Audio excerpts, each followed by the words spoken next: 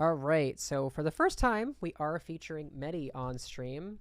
If any of you watched the On Guard tournament last night, Medi was also a I believe, top four finalist with Shadow Rider in that tournament. Of course, this is a different format, but no less of a deep run for Medi here.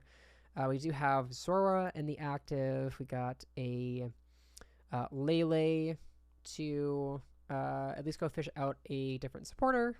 And we have the unowned start on the other side. So definitely not what you wanted to see if you are on the opponent's side.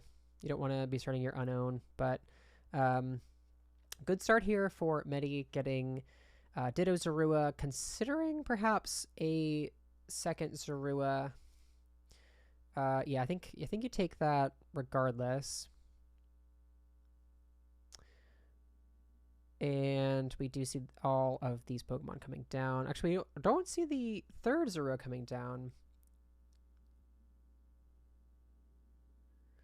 All right, and we do see the lecture on the other side as well. So keeping up with each other.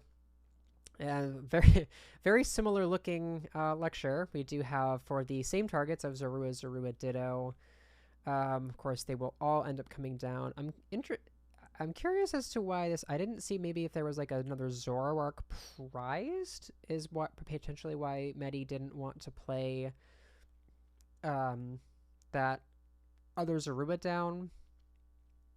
Is an interesting decision. I'm not quite sure. I'm certain of why that decision was made, but we do see the Slugma off the top. We do have Zoroark online now. We can use trade, putting down that Lysander lab, so tools will now have no effect. And probably, we do see an attachment. Interesting. Yeah, considering the attachment there, interesting. I'm not quite sure what, maybe this is just so we can set up for an Acerola play to get it out of play later. I think perhaps this also could be signifying maybe going for a Tapu Cure somewhere down the line. But yeah, interesting to see. I think the damage there, I can see it being used potentially for getting the damage counter to activate Acerola to get it out of play at some point later in the game. We do see the Alolan Muck going into play, so that is a huge find, turning off all basic abilities in play. So that unowned hand is now useless. That Ditto is also unable to evolve now because it no longer has an ability, and Ditto does not actually evolve into any Pokemon. So that Ditto is just stuck there permanently. So huge find of that Alolan Muck. The rest of the hand leaves something to be desired, but we do at least have that Magcargo with the Smooth Over ability, plus the 2 trades. So any hint with Zoroark, as long as you have Zoroarks in play, it's never truly dead. We see a Cynthia, another evolution into a Zoroark, a Crushing Hammer. Looking to get rid of that Rainbow Energy. It is Tails. And the Oranguru comes down. I know this is everybody's favorite. We have the Oranguru that puts cards back into your deck. Everybody's resource management. This is a cult favorite. I think everyone has their fond memories of this card. And we are going to be seeing some heavy uses of it, I believe, in this series. So we see the switch into a Zoroark. We might just see the punch into this active Zoroark, and we do see that the Riotous Beating is used after another trade. Lele here could fish out a Acerola if Medi so chooses. There's also, of course, plenty of options with access to that Smooth Over. You could start with a blind trade just to see what you get, but choosing to go with the Smooth Over first potentially. I don't necessarily mind that. I think it depends on what they want the rest of their turn to look like. They can maybe go grab a supporter that they want to play first instead of needing to use both trades or anything like that. So we'll see what they go for. Um, going for the enhanced hammer. Okay. And then we will see the trade of this Elms, probably. Yep, we do see that just getting discarded. And we find Enhanced Hammer and that Ultra Ball, which will probably get pitched with the trade, and as it does. And we found a Cynthia. Okay, so we have the Enhanced Hammer for the active. We can also just throw the Cynthia down. We could hit like something like Max Potion and a DCE of Medi's own to basically just flip this. That's exactly what we find. Just to totally flip this this board state here and say, no, you. Put 100 damage on that active Zoroark. And we have plenty of energy disruption in hand with Plumeria and Crushing Hammer. I'm still kind of curious as to why the Smooth Over was used before the first trade. I think it was interesting sequencing there. I'm not sure. I'm sure there was a reason for it, but I couldn't quite think of one there off the top of my head. But we do see the Enhanced Hammer coming down, so we're going to be seeing a lot of and a Max Potion, Enhanced Hammer, Acerola, DCE, lots of these very similar cards being used to try to keep all the damage off of your Pokemon. Disrupt your opponent's energy, get rid of their energy, and eventually just run them out of resources. So both players have played at least two DCEs. This is the second one I think Medi would be playing. And Max Potions as well have been played. So not sure how much healing is necessarily left in the deck. We do, of course, still always have access to that resource management Oranguru at some point in the end game. While we do see a Guzma and taking out the Magcargo. So I like this play, of course, where that Ditto is perpetually stuck as a Ditto. It cannot evolve into a Magcargo, so you are at least denying your opponent that kind of guaranteed card like that. Magcargo is hugely important to these control Zoroark archetypes because they need to continually fish out specific like reactive cards. These decks are very reliant on being able to find specific cards for specific matchups at specific times. And looking at skills board here, they are playing the Skull Grunt for no effect. You'll love to see it. We do also, so this is interesting though, the Skull Grunt was played for no effect. However, you do get to look at your opponent's hand. And then the Counter Catcher was played. So you can look at your opponent's hand and say, wow, you don't have any outs to moving this card in hand. I'm going to Counter Catcher your Alolan Muck. Whereas if maybe there was a Guzma in hand, you might save it for a turn later in the game, something like that. So, not completely useless in playing that Skull Grunt. But yes, getting back to the point about this board state where there's a Ditto and an Unowned that are both stuck there, totally useless. Neither Pokemon can be used. Their abilities are useless. I think Unknown has a hidden power for 20, I think is the attack. So definitely will not be coming into play. And those are just two wasted bench spots there that are unfortunately just sitting there taking up space. We do see the Smooth Over into trade, of course, giving us that switch. And the Crushing Hammer taking out a DCE.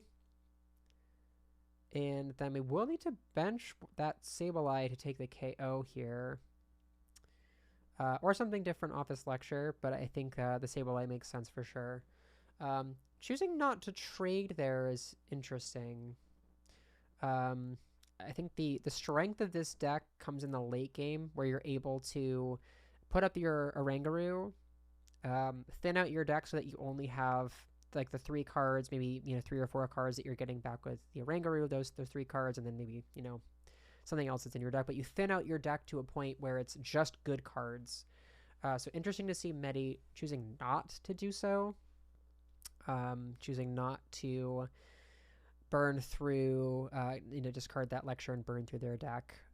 Maybe choosing to play a little bit more conservative, but you do see a Plumeria discarding that DCE, and just a pass with the Unown in the active. So kind of just using that Unown that is utterly useless as a sacrificial prize. It would put your opponent on odd prizes, so not terribly relevant to take as a prize, but it is something that you just want to clear it off your board if you can.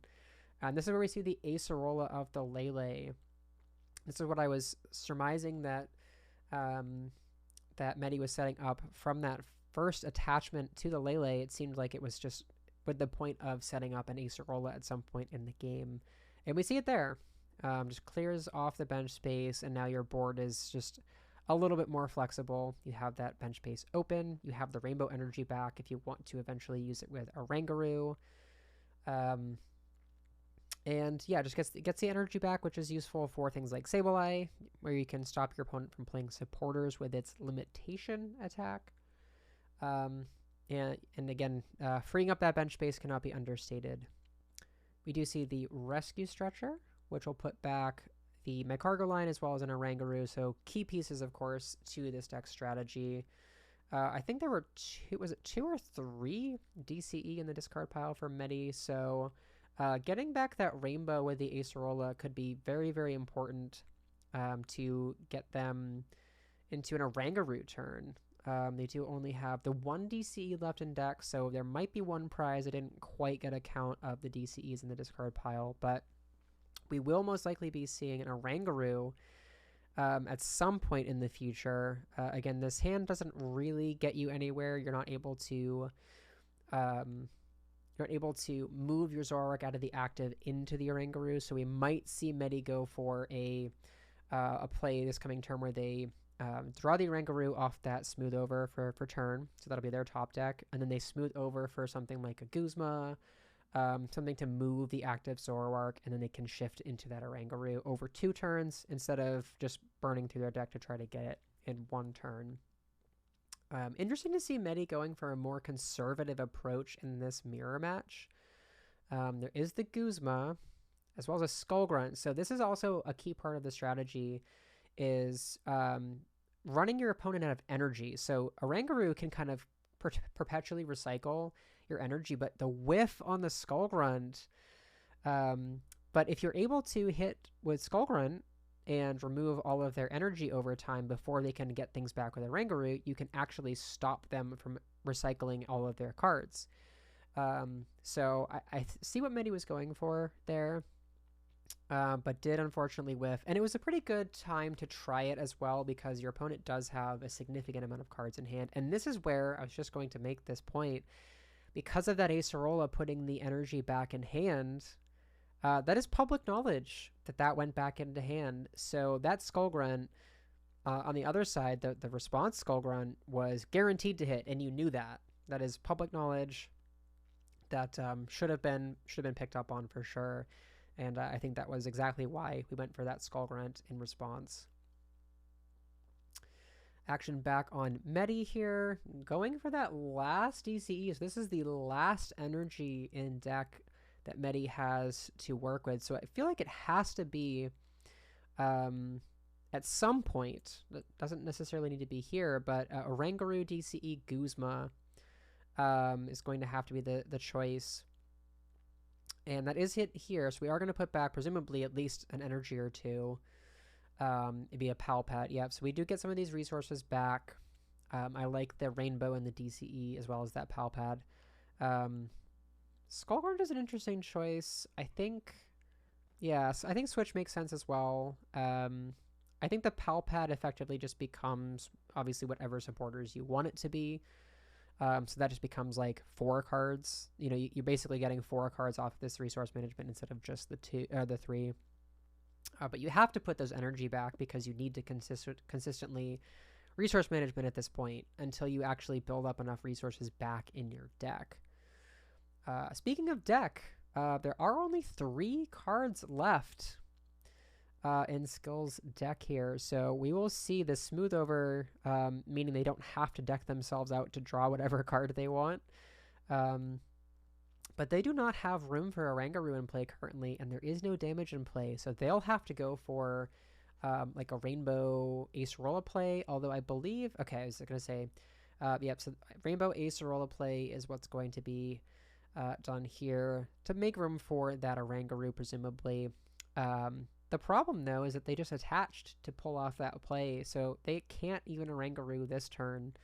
So Medi should be getting another turn to resource management, which is significant, assuming that you can draw into that. Of course, you do have the smooth over, so you will be able to get the energy required to attack with that. Resource management, choosing instead to go for the Pal Pad, I think I actually go for the Skull Grunt after all of that. So also makes sense here. I mean, any of these strategies are pretty viable at this point. Again, running your opponent out of energy, and especially like I mentioned before, the Acerola play, you know your opponent has that Rainbow from the Acerola, and you hit the DCE there off that Skull Grunt as well. I wish we could see in the discard pile. I wish we could see in the discard pile if there are any energy. Oh, thank you, Medi. Okay, so there are still 2 DCE left unaccounted for. Not sure if there's any prize. There have been no prizes taken on that side. Of course, there is the Gladion getting traded away, so interesting. I'm not sure what happened there.